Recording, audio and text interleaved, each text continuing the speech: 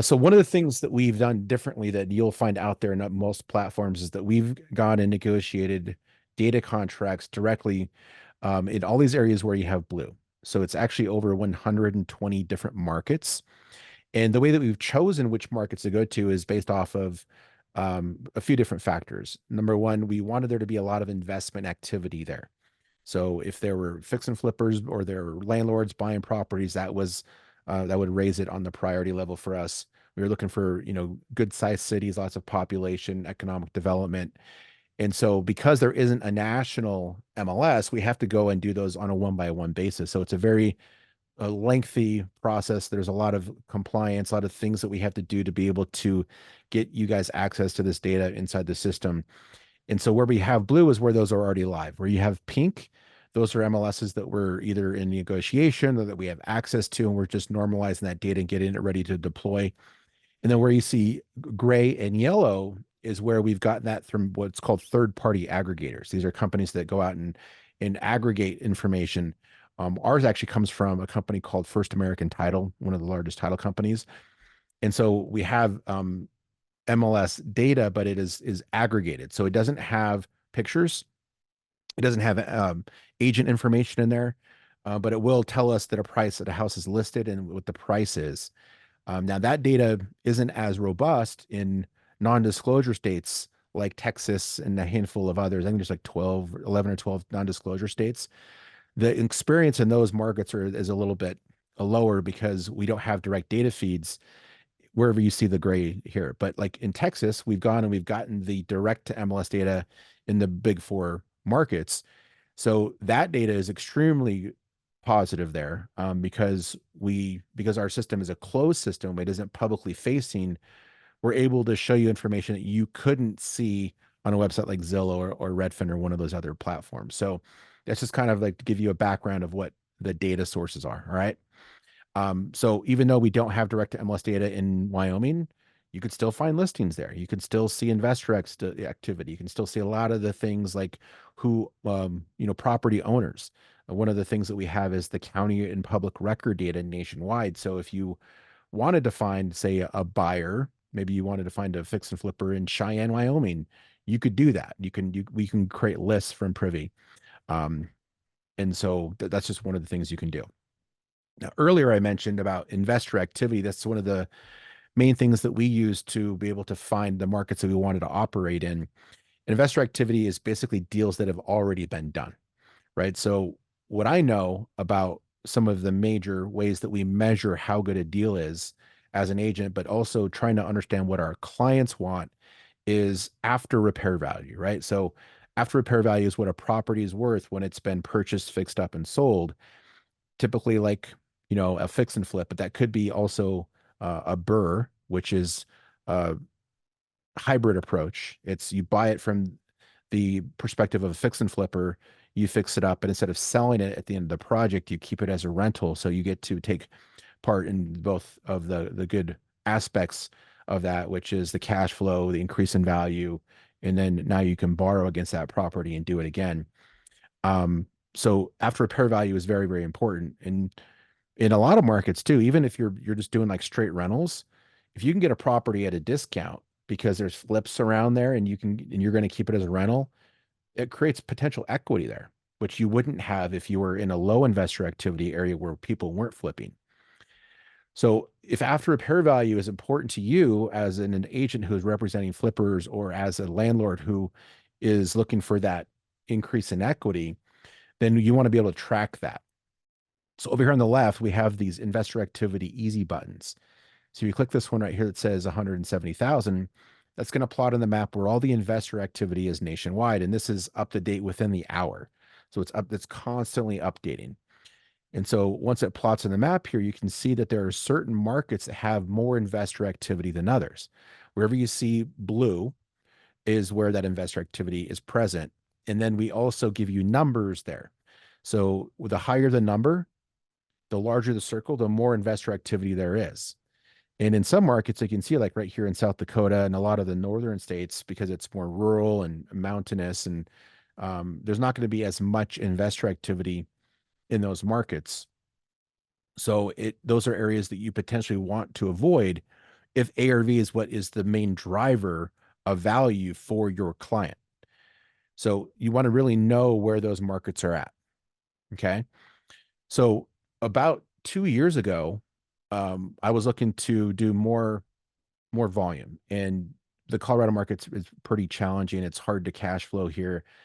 You can do fix and flip and some of those other strategies, but it's a lot more challenging. So I was looking for a market outside of Colorado. So I went on a hunt and I was using the data to be able to identify these markets. Now, for you as an investor friendly agent, this could be as simple as just finding the right neighborhood within the market where you're licensed, right? That could be it could be something like that. But for me, I was just thinking more grandioso, like, well, maybe I don't want to invest right in my own backyard. Maybe I want to go look for a different market. So I let the investor activity kind of lead me to that. So again, the same strategy I'm going to show you, just from a state to state level, could be used in just a local market level. Here's another thing I learned working with investors for years and years is that, and this is where I was able to separate myself from the competition when it came to providing value to my investor clients, is that we shouldn't just always listen to them and what they want. Yes, we want to take that in as, kind of like their buy box, but sometimes investors invest based off of convenience or what's comfortable or just what they think they know. So they might send you, let's say you start working with a fix and flipper for the first time. They're gonna be like, oh, I want to be in these three zip codes: 80231, 80234, and 80226. And what do we do as agents? Well, we go to the MLS and we put those three zip codes in there, and then we start just pulling in potential opportunities for them. But here's the thing: is not all areas are created equal. They may live in those areas, and so they think that because it's convenient, I can get to the properties quicker, that's going to help me to find an opportunity, which is where I was able to separate myself, was that I could say, well, listen, why did you choose those zip codes, first of all? And, they might just say, oh, that's where I've done flips before. That's where I live, or, that's where I grew up, or whatever the reason. So what we can do is we can overlap those needs with what the investor activity tells us, and then we can start to give them better advice. Like, oh yeah, those are three really hot areas. I'm glad you chose those. Or the alternative advice might be, you know what, I just was, we track investment activity, and I was looking at the deals that have been done there, and there's just not much going on. And if you're going to do a fix and flip, we really want to think about where we can maximize the value. In those neighborhoods that you chose, there's low investor activity. So even if you didn't say the most perfect flip that you've ever done and it's beautiful and it just looks amazing, if there aren't any comps in that same neighborhood that are similar to the house you're flipping, then you're maybe not going to get your money out of the deal. So why don't we look at these zip codes, and then doing some research inside of Privy, you can show them some of the zip codes that might be more fruitful. And I tell you that your investors will be really thankful that you're able to give them that kind of guidance. And this is where I think that as investor friendly agents, we can start to really earn that commission, right? That NAR lawsuit has put a lot of agents into a situation where they're questioning, how are they going to provide value? How can we as agents, advise our clients and really make sure we earn that commission, right? Whether we're going to structure it into the contract and have the seller, um, pay for that, or whether we have our clients do it. Investors understand the transactional value of doing a deal, and they'll be more willing to pay that commission if you are providing good value there. And so this is where it starts, right? Understanding the markets, understanding what's happening on the ground, understanding what a deal is, and then providing good advice.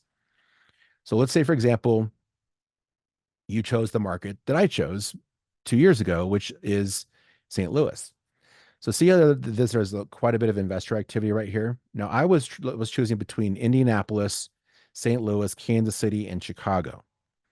Now Chicago has a bunch going on. There's a lot of investor activity there. Look at that, 4,300 deals in the last 12 months. These are fix and flips, by the way. Okay. Houses, and the way that we identify a fix and flip, because there's no data point that's inside the MLS or even in public records that definitively tells us that a house is flipped. We look at historical data and we compare that to the most recent data. So a house that was purchased, fixed up, and sold, I'll show you the filter right here. This is just basically a preset filter, and they bought it lower than 75% of the after repair value. So if they did that whole increase in value happened within an 18-month period, then we'll flag that as a flip. Now, is it always a flip? No. There are some situations where a house can go up that much, but this is a net that 90 plus percent of the time, the houses that we're identifying are flips. So I chose this market down here because it was a good balance, lower prices. I could do more volume, good amount of investor activity. And if you remember that other blue map that we had earlier with all the different colors, St. Louis also has direct to MLS. So I'm like, okay, cool. Let's check that market. Now, if you've never done a deal with an investor or you're brand new to an area and you're not really sure what's going on, then you can use the data to teach you what's going on the ground. So let me zoom in a little bit more here. And you can see here that already these clusters are starting to break up, and it's going to give us more clarity on which neighborhoods you should be targeting. So this is what's so cool about this is already shifted. So when I first was identifying St. Louis, this area right here was the hottest area in the whole greater St. Louis market. It looks like it's shifted. So it started to shift to the north side. So right here now is the area that has the highest investor activity. And it's too bad that it wasn't this way then because it's a lot closer to the airport. I actually ended up moving there for a year to do flips. Because I was driving way down here to up there. So anyway, um, times shift. So let's drill down into this area here. So I'm gonna click that 90. It's gonna zoom in even closer. And once we get close enough, then this cluster will break up into the individual properties that comprise that cluster. So every one of these red icons is a property that was purchased, fixed up, and sold, and they bought it lower than 75% of the after repair value.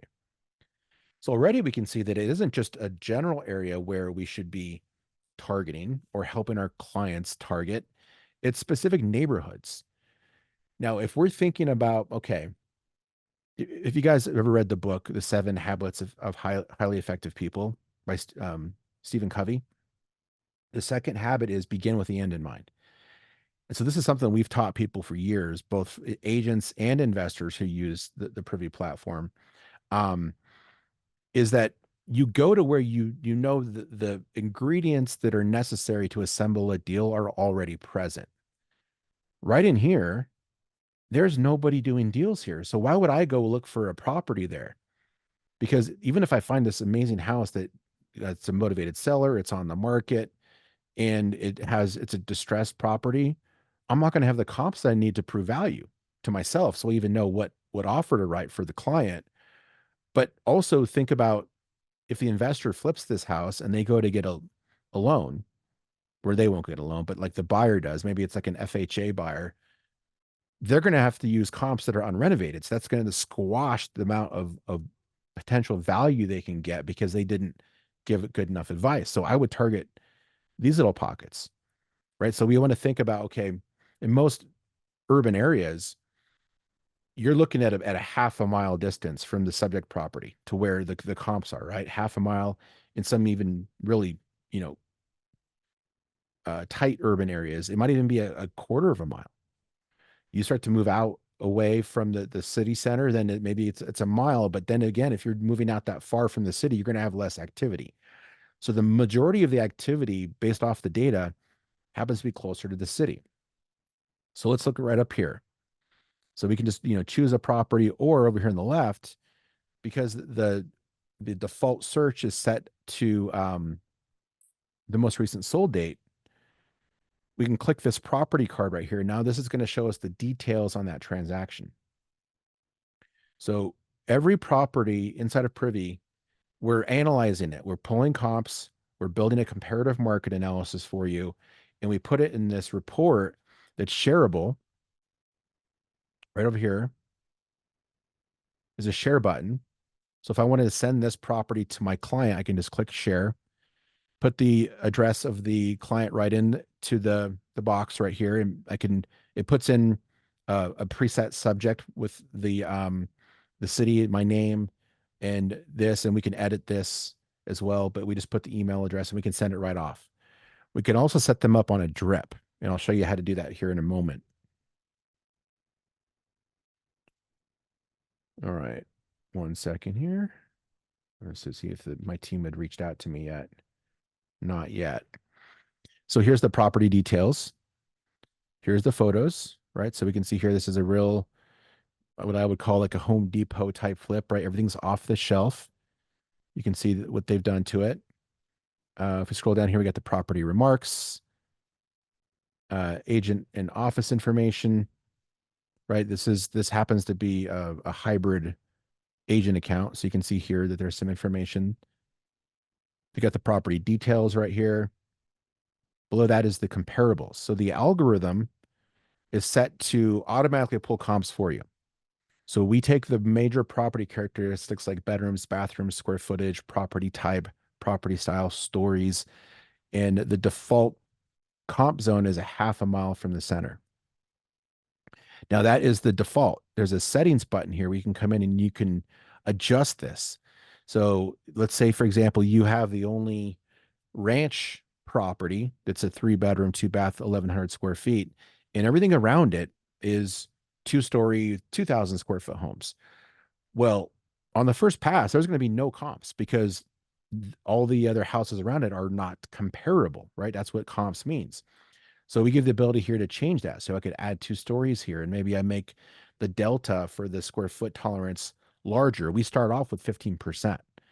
So this house is 1,088 square feet. We were going down to 925 on the low end, but up to 1,251 on the high end, right? So that we're doing that, a lot of that heavy lifting for you, right? It's going to save you a bunch of time. Comping is one of those dark holes that will just suck you in, and you could spend hours and hours and hours trying to comp a property out. And so we just basically built that right into the system here, so you don't have to do it, but give you the ability to adjust it. Now below that is this really cool section where we pull in the historical data. So here's the property when it was listed. They were purchased it from the MLS back in October of last year. Here's the before pictures. So you can see what it looked like before they renovated it. They just sold it. So this is a pretty long renovation for this small of a house, but we don't know what they were going through. They might have ran into permitting issues, or maybe they had issues getting supplies. And then down here you can see who the agent was that listed the property, and then who the agent was that represented the flipper too. So if you're thinking about, okay, who can I work with in the market? Who else is investor friendly? Well, maybe Lisa Viets right here would be somebody you want to talk to because she represented this flipper. Now we can look at the numbers, and this is where it starts to get interesting, because now we can get like real deep into the data about like what is a deal in this market. Like I said, if you've never done a deal, or if you're new to a market, you might not know. And earlier too, I told you how the market had shifted. So if you had been mostly representing clients in one area, and all of a sudden 6 months from now the market's different, well, maybe you don't know those other areas of where you used to work, right? Because the market shift. They bought this thing for 61,000, sold it for 147,000. They had an $86,000 gross profit. So that's gross, right? Because whenever we're saying percentage of ARV, it's always in a gross fashion. The reason is because we don't know what they spent, right? We don't know their costs. We don't know their construction fees. We don't know, any sort of like maintenance, ongoing costs that on a month-to-month basis, like insurance, security, interest on their loan, closing costs, realtor fees. That all goes into this 86, and whatever's left over would be their net profit. But when investors and people are talking about, well, what percentage of ARV did they buy it at? They bought it at 41%, right? And they got that from the MLS. And so one of the things that I know about investors, they've been indoctrinated over the last decade or two that you can only find properties off market.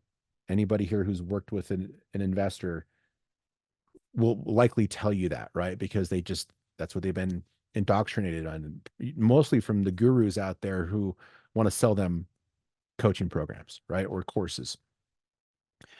But if you're in a high investor activity area like this, you can get a lot of deals from the MLS. And this is something I think that we can help arm you guys with when you're having these discussions with investors. And if they're telling you, oh, I only buy off market, they probably don't have a good reason for it. It's just because that's what they think is the case. But in reality, depending upon the market, you might be able to prove to them by pulling these properties up, sending them to them, be like, hey, these are properties that other investors found right from the MLS, and I can help you find them too.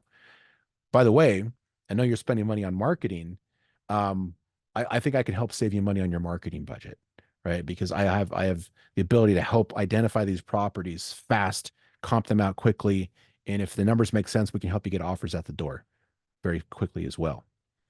And so again, providing value to your investors, really separating yourself from the pack of people who say they are investor friendly, but really don't have a good lay of the land, identifying what a deal is and giving your investor an edge and be able to use technology and software and automation to do that heavy lifting right inside. So you're by the simple fact of you guys taking action and getting this account, it's really going to start making a big difference in it as long as you use it.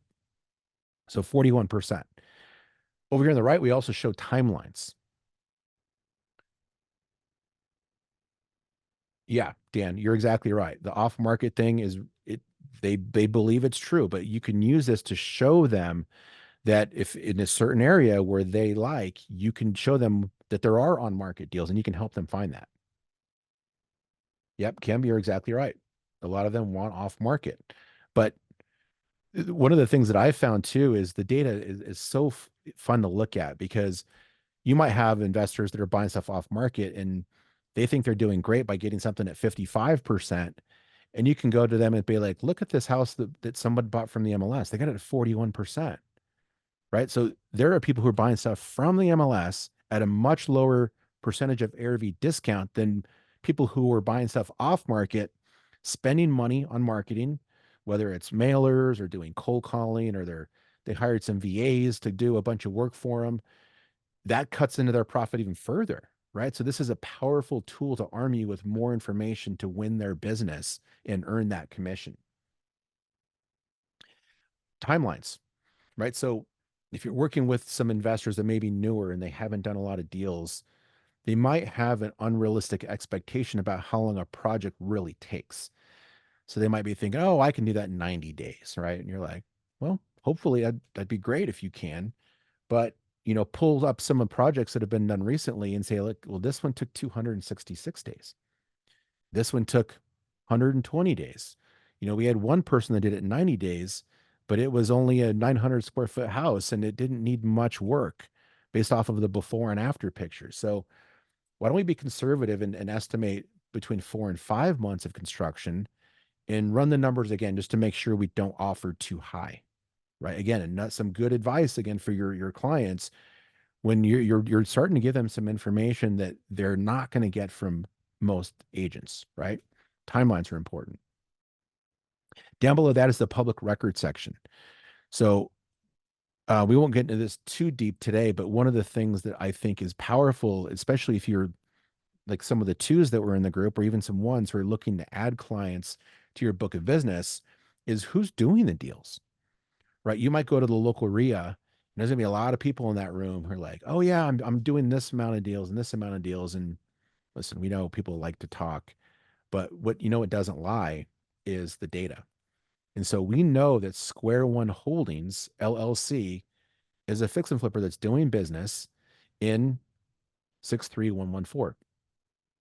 We also have an understanding what their buy box is without even having talked to them. We know that if we could find a 3 bedroom, 1 bath, 1,000 square foot ranch in 63114, Square One Holdings would likely be interested in it unless they're busy with another project, right? So we already have information about them before starting that conversation. And what a lot of our agent clients do is they use these comparative market analysis to build like a target list. Now we're doing this on a one-off basis, but I could export all of those red icons that were on the map earlier. I can export that into a CSV file. and I can start to put that in. I can put that into my CRM, or I could send that information to a skip tracing company, pull emails, phone numbers, and start targeting those people as potential clients. And we know they're already active. So that's one of the things that you want to do as an agent is, think about where you're spending your time. Do you want to spend time with somebody who's never done a deal and you can grow with them, or do you want to work with somebody like Square One who we know just closed a deal and we understand they probably have the resources to do more, right? One of the reasons why investors love working with investor friendly agents is they can help them scale, right? They're another person on their team. As an agent, if you can find the right investor who's doing multiple deals, like you could literally only have 3 or 4 clients. If they have deep enough pockets and enough crews, plenty of commissions. And again, this is why I think that working with investors is one of the best decisions you can make, is because what do we know about retail buyers? People who are going to move into a house. What do they say? Every 7 to 10 years they move. So if you focus on retail, your job is prospecting. You're out there just prospecting all the time because you always have to look for new clients. And then if you have the time, or if you remember, you're maintaining your those relationships with your old clients. But a lot of people drop that ball too because they're focused on what's in front of them. But if you get good at this and you can find 3 or 4 Square One holding type companies, then you can just focus on finding the deals, running the comps, and just doing that over and over again and just having more closings. So really good opportunity there. If there was any mortgage data here, we would show that the property history. Sometimes it's helpful to go in and just look at like, okay, what was the original list price? How long did it sit on the market? How many price reductions did they do?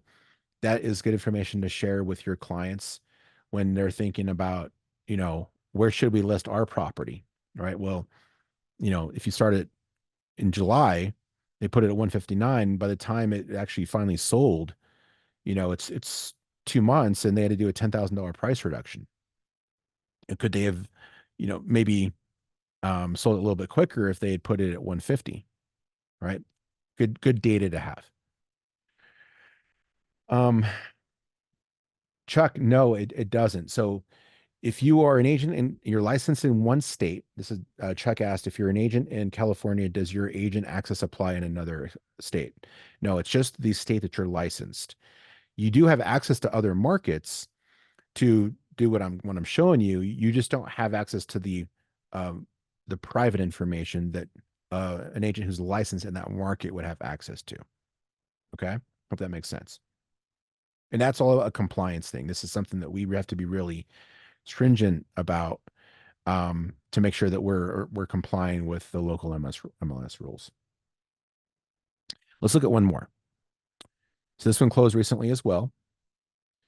And for some reason, they got the basement picture up front, but we'll go ahead and we'll look at this one. Now, so what's helpful about this view, even though this is not an account that you would see, is you can see here that now that because you're part of the Privy family, when you first log in, the first thing you want to do is you want to fill out your profile. And you want to fill out your profile because we're going to show you in that market when investors log in to use the system to do deal searching, to comping out properties, to searching for opportunities, right? And so we're going to show you right here. Here's Brian Stewart. Let me show you his profile. He's able to show just his photo and then his logo. And then if they click it, it will show this information right here.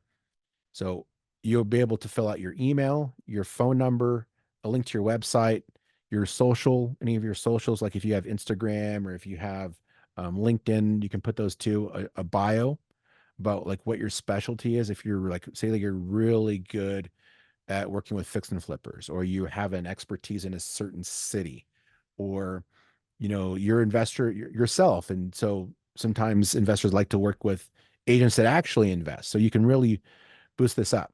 And then what they do here is they click add agent, and then you would become their go-to agent. Okay. you'll get a notification that they selected you, and then you can start to build that relationship. So this is a way for us to help you to find more clients without having to go out and spend any money. And right now we're not charging for that. So this is something that Jared really wanted us to do, is for these action takers that decided, okay, we're going to take these accounts. We're not going to charge you guys to get yourselves in front of other investors. Okay. So let's go down here. Already, broke down the data. Again, here's the comparables, um, before and after. Another on-market deal, right? So because I chose a high investor activity area, you are able to find more stuff that's on the MLS. That's just something that is absolutely true. And we look at the numbers again. Look at they got it at 35% of the after repair value. 35%. There are people out there that are just spending tons of money on mailers and marketing and doing all the things that the gurus tell them to do that will never find a deal at 35% of the ARV. And I'm going to show you here in a second how you can turn on automation that will find these properties automatically for your clients with very, very little work from you, and only in the upfront, because the automation does the heavy lifting for you. And then we got the after pictures. And these after pictures too are good things that you guys can use. Oh man, this is like bare minimum of a flip, which again might be okay because every neighborhood's different. You don't want to overbuild, you don't want to underbuild. A lot of people get into this business because they watch HGTV and they think, oh, I want to flip houses. And then they see these beautiful homes on television and they think that that's what they have to do in their flips, when maybe all they need is black appliances, Formica countertops, and painted cabinets. Maybe that's what is driving that particular market. So when you're doing early research for your clients, send them some of the more recent deals that have flipped, so they can get a sense of what the purchase prices are, what they're selling them for, the percentage of ARV, and the level of construction that's adequate for the neighborhood, so they don't leave money on the table. Timelines again. So what I recommend to somebody who's starting off is figure out where you think you want to do business. Look at the last 10 to 20 closed deals, just from top to bottom over here on the left, and just really dig into them. Like, look at the photos, look at what they bought it for. Use it as a way of getting a feel for the market, but also educating yourself on what's going on. And then what I also tell people to do is to set a filter for yourself to get sent closed deals as they happen in real time, because you're going to look at the last 20 to 20, but then tomorrow another property is going to sell. So come into the filter here, and you could also set up your clients to get these. And I've had mixed results with these, but most of my investor clients like it when I'm sending them closed deals, because it keeps them motivated and it creates a sense of FOMO, fear of missing out. When you're showing them properties that people are flipping and they're like, shoot, I missed another one. Or they're like, man, I wish we would be, more active. I need to get that loan approval, or I need to get some more liquidity in the bank so I can put more money down on deals. Like, it really does, when you're showing them money that other people are making, that FOMO is a real thing. But down here at the bottom, if I click save search, I might just call this, you know, sold flicks and flips St. Louis, right? And I can get updates up to every hour. Depending upon what it's for, it might just be, daily. This might be a daily one I would only send out. And then you just put the email address of the person you want to send it to right here. And you can put multiple emails. So I could put all my clients in my FOMO list, right? I'm just sending them all the same stuff just to keep them motivated. Let's say, for example, in a second here, I'm going to show you how to create a search to find deals that you can write offers on today. I might have one search for a specific buyer. So that might be, Susie investor, St. Louis, 63114, less than 50% of ARV. Maybe that's what I call it, right? And so then I would only put Susie's email right here. But we don't limit the number of searches that you can set up. You can set up dozens, hundreds, I think. I've never maxed it out personally. And then you could have, some that are very, very specific, some that are more broad. You can have multiple people in the same search. So lots of different ways you can structure this. Um, let's see here. We got a good amount of people here. And any questions up to this point? We'll do some more questions at the end too. So if you do have something, I've got my eye over here on the chat. So I'll try to answer them in real time if I can. All right, cool. So let's go ahead and close this. And again, up here, this is the second place where we show you. So we don't just show your profile on the individual comparative market analysis. We also will show it while people are just browsing around the market in general. So because I chose Brian as my agent, I think that's why this one's showing here. I think I clicked it. Brian now is going to be right here for me. And if I want to just drop this down, let's say I wanted to work with a different agent. Maybe I don't like Brian. They do have the ability to switch who they're working with here. So um, that's one of the things that you should be aware of is that, if when you level your game up, you're providing all this extra value, they're going to want to continue to work with you, right? Because they're going to be constantly talking to um, other agents, right? Now, I mentioned earlier you can download this. So right now there's 199 properties on here, but they're not just properties. There's buyers associated with each property. So if I click download, it will download this into a CSV file and it exports the subject property address. It exports the address or the name of the buyer. It also exports the mailing address of the buyer. So with those three data points, you could take that to a skip tracing company, get it skip traced. Now, we don't natively do skip tracing inside of Privy, but if anybody here wants a referral, I use a company called bestskiptracing.com. What I like about them, especially from this angle right now, is that they do a two-tiered skip tracing process. They don't just skip trace it like a normal company do. They actually have a first step where they go to the Secretary of State to see who the director or managing member or agent of that LLC is. And then they skip trace that person.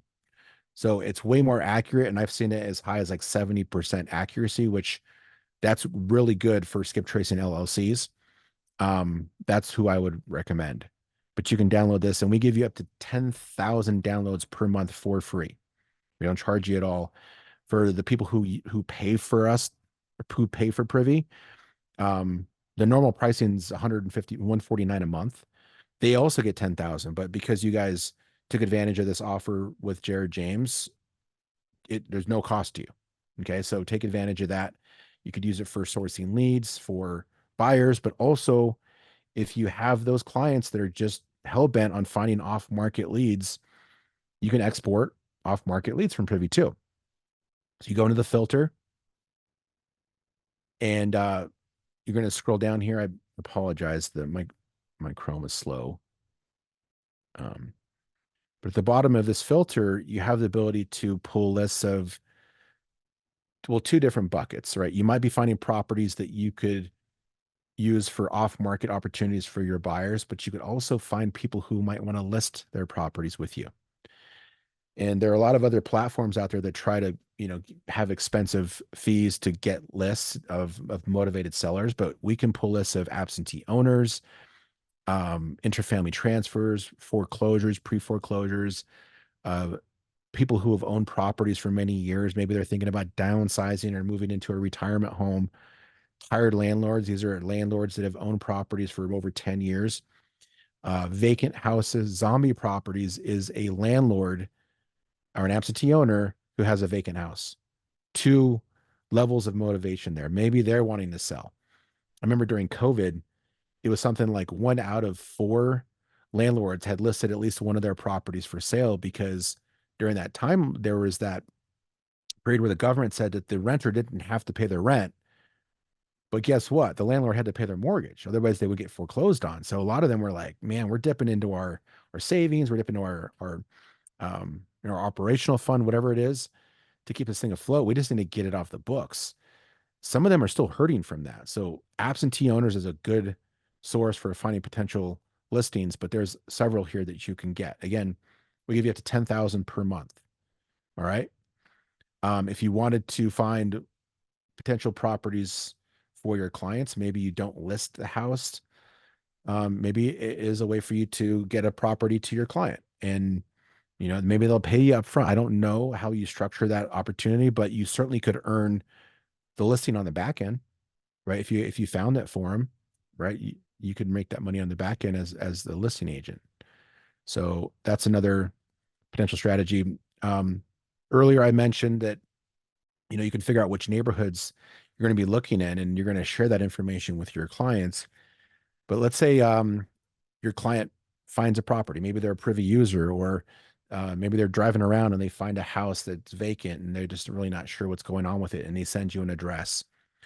All you got to do is just type the address right in here to the search bar. Privy will match it up, and it will build a comparative market analysis, pull comparables for you, so you can analyze that property quickly in just a matter of seconds, less than a minute in some cases. Um, and then you could share that information with your client. You can just share that comparative market analysis with them, and they can look into the numbers too. So that right here is very powerful. We have a mobile optimized version of Privy. It's not an app. You don't have to download it onto your phone. You just log in. You just go to like your Safari or whatever you use on your phone. Just log in like you normally would on your computer, and it's mobile. What is that called? Responsive. And so as when it's on your phone, it looks exactly like an app. You just have to have an internet connection, and it will work very similar to this. Some of the functionality goes away because it's such a small screen. But you could be out in the field and you can comp properties right from your phone, find deals for your clients, and do a lot of cool things there. Um, Again, I told you earlier that I was locked out of my agent account. Over here on the left, there would be an additional option here that would say clients.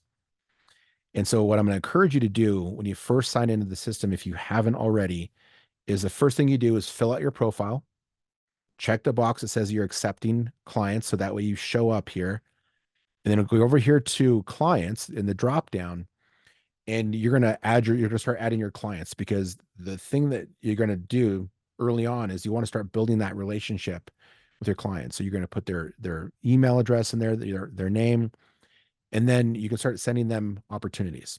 So you're going to learn their buy box, what they're looking for, and then you're going to add them there. You can either do them on a one by one basis, or you can actually upload a spreadsheet. So if you have them in your CRM, you can download it, map it, put them right in the system, and you can start sending them opportunities automatically. All right. But let's show real quickly how you can find properties with just the click of a button. So right here in the investor activity, there's a button that shows up that wasn't there before.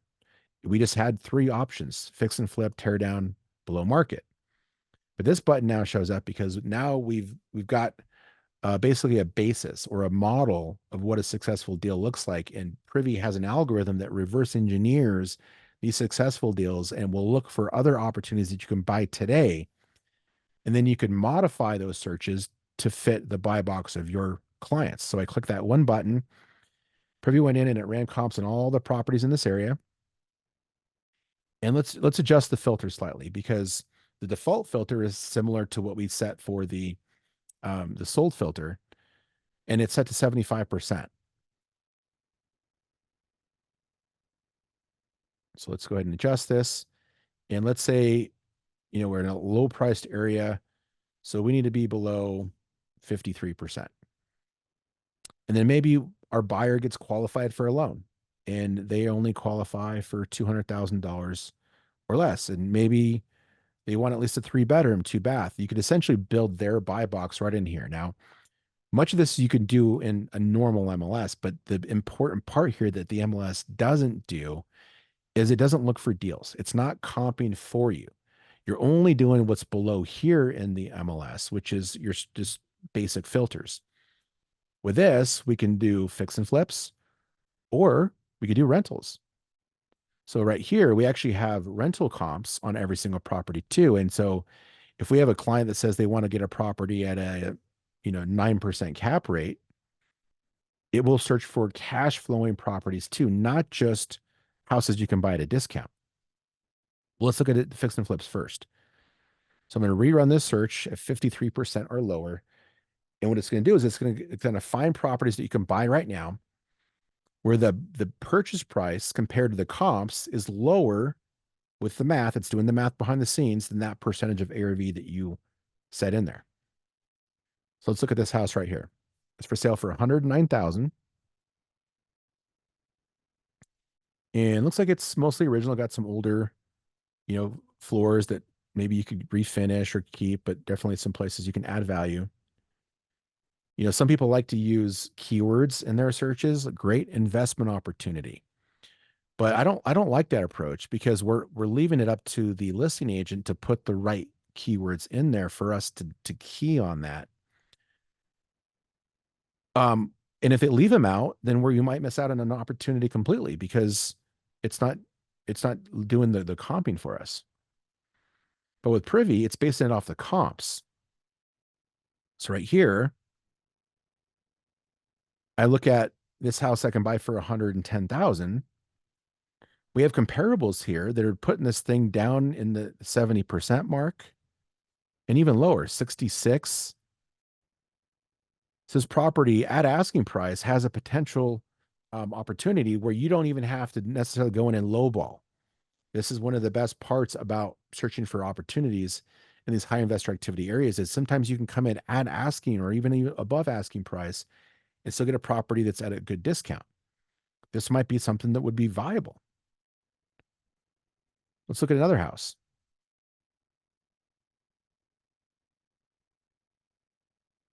Here's a 3-2 at 65,000. It's got good curb appeal. It's got this nice little porch, 3-bedroom, 2-bath, only $65,000. Some of you who was it? Somebody that was in Chuck's in California, you probably can't even get an ADU for 65 grand or a garage. But this obviously needs some work. There's some places here where you can add value. Scroll down here, look at the comparables, and we can get this for 65K. And check this out. There's a house right down the street that was just fix and flipped, and they have it pending for $176,000. So again, this house at asking price, actually, it needs an additional bedroom to move, but is it probably going to be right around 40% of the ARV? That's without our client doing any marketing.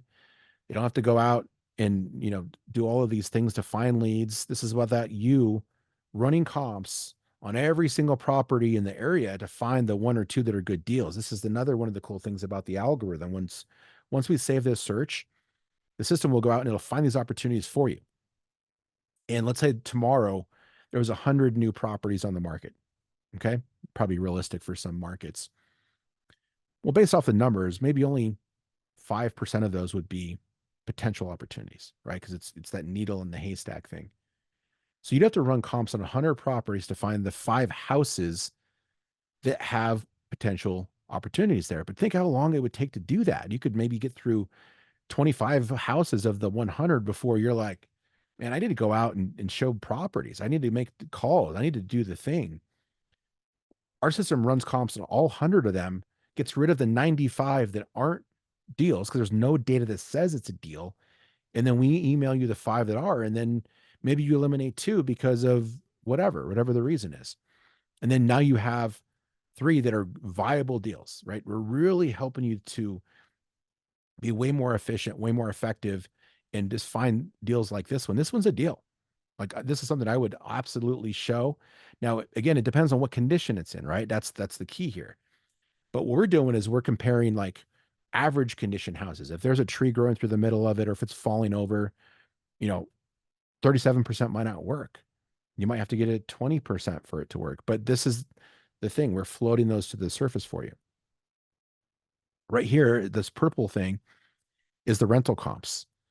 So rental comparables are really powerful because we pull them in from 2 sources. We pull in rental comps from MLS, and in some markets, it isn't customary for agents to list rental properties on the MLS. That's in many markets, that's the way. But we've tapped into a data set where they get their data from property management companies. And so even in areas where we don't have direct to MLS, we've got rental comps there so that you can run cash flow analysis on this. But right here, you can see everything's right around $950, like pretty tight. And we can click one of those comparables and it slides in. Then you can see the photos. You can see what condition it's in. I forgot to show you the rental comps over here. This one that sold for 175. What right here? If I click this little information icon, it opens up that property here. Now we can come in, we can look at it, and we can see what kind of construction they did, what kind of materials did they use, and we can basically use this as a blueprint for our client who's going to buy that house for 65 grand. All they got to do is do this same level of construction to their house, and they're going to get close to this $175,000 after repair value, right? Again, after repair value for a flip can only be determined accurately from a house that was just fixed and flipped and sold recently, right? You need these fix and flipped comparables as part of your comp set to be able to really create that margin there, right? That's the whole point of this reverse strategy, right? Starting where the activity is and then looking for deals there and advising our clients to look for deals there because we know that we're going to have these comparables that we can lean on to help us understand value, understand which offer to submit, and then advise our clients on what the potential after repair value would be after the renovation is complete based off of the blueprint here of this one on the Switzer Avenue, right? Really, really cool. But I showed you the other filter, right? Again, all I would have to do is just click save search and then put the email address of the clients I want to send that to, and they will get updates up to every hour on potential properties that you can write offers on. If I want to do a long-term rental, and again, let's just say I wanted to be at a 9% cap rate, still under 220 grand, run the search, it's going to use that rental data and it's going to compare that to the market rents and the price of the house.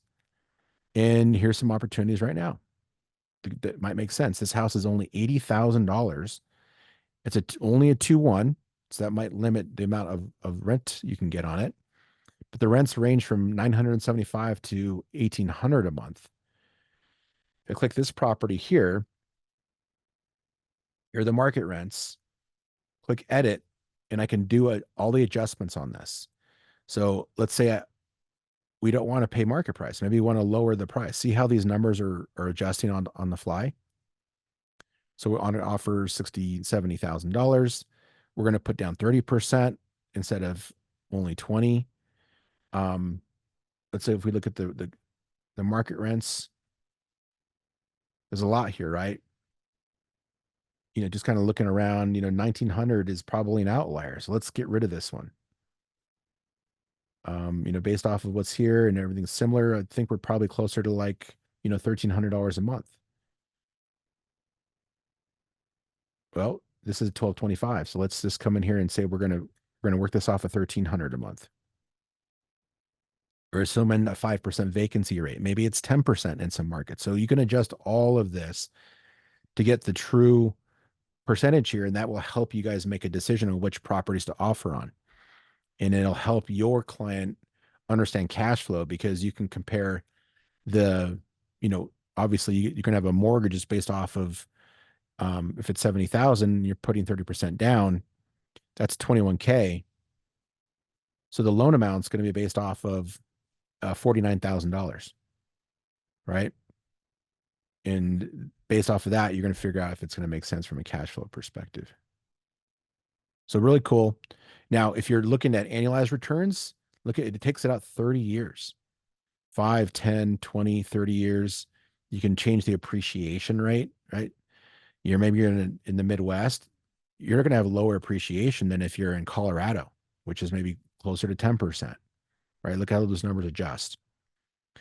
So really, really powerful. Lots of tools in here, lots of data, lots of automation. So you can find those leads for your clients. If you don't have a bunch of clients yet, I showed you how you can complete your profile, put yourself in front of more investors. Some people, based off of how robust your bio is, the photo, the logo, it's going to attract some people.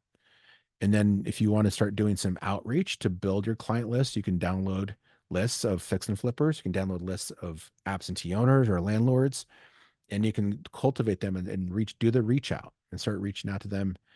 And then, now you can change your pitch too, right?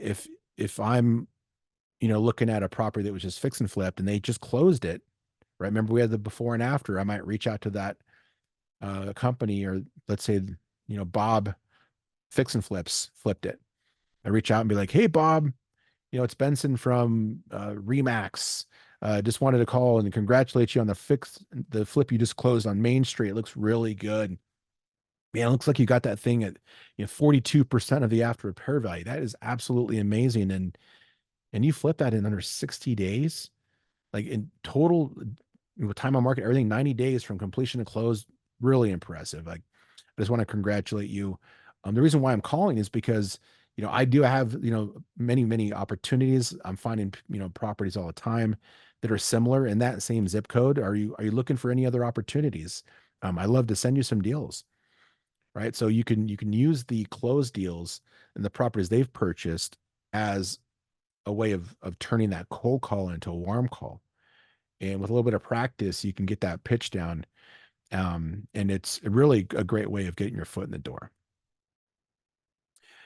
So, you guys, I've covered the majority of everything today. Now, I will say when you first sign up, um, there's going to be a checklist of things to do, right? So, you want to make sure you go through that checklist, fill out your profile, add your investor clients to the system so you can start sending them deals, connect with anybody who reaches out to you so you can figure out what their buy box is, and then come in and create filters for your clients so that they can start getting automated leads, and use this data as a way of teaching you the market, getting more comfortable with the area, start learning the lingo.